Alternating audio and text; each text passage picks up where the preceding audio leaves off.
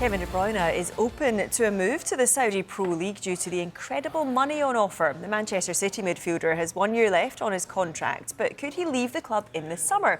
Well, Liam Weeks, who is a Middle Eastern and Asian football expert, joins us live from Abu Dhabi now. Liam, good to speak to you. So De Bruyne seems to be open to a move to Saudi. With what he said, is that going to put clubs in Saudi on high alert now? The teams in Saudi are already on high alert. They love players like Kevin De Bruyne. Just the Arabic newspapers this morning, Al Riyadh and Al Okais, had him on the front page saying that he is bound for Al Hilal, the champions of Saudi Arabia, this summer. Did you think it was quite refreshing, actually, to hear De Bruyne be pretty honest about the reasons why he joined Saudi, talking about the money involved?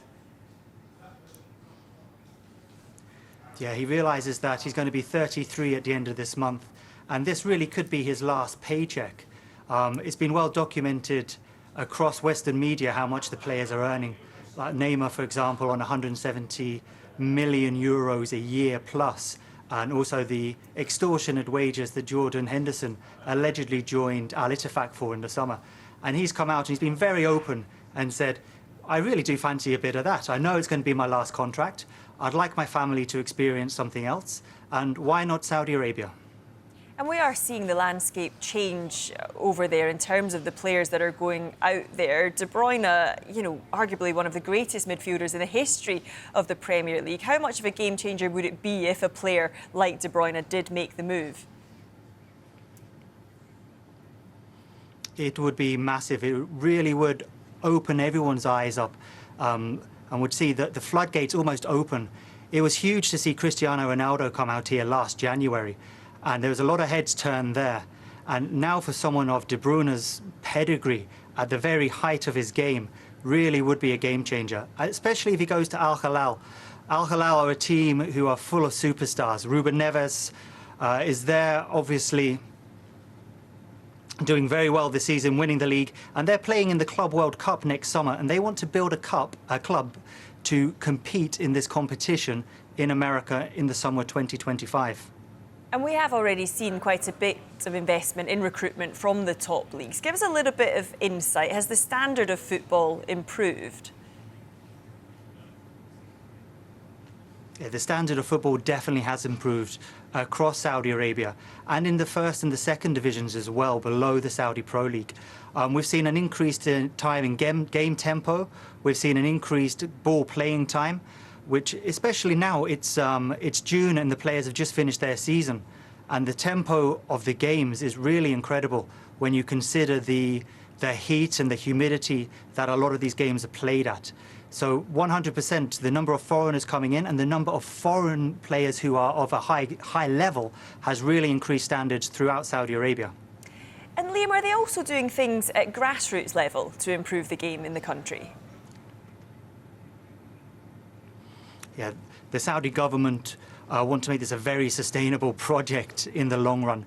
They're investing huge amounts in facilities in all the major cities across Saudi Arabia, and they're also spending a fortune on the women's game. I would not be surprised if the Saudi Women's Premier League is the biggest women's league in the world within the next 10 years. Oh, wow, that's a really big statement of intent. Overall, then, in 10 years' time, what do you think the Saudi Pro League will look like? In 10 years' time, we'll be looking forward to the 2034 World Cup, which is going to be hosted in Saudi Arabia.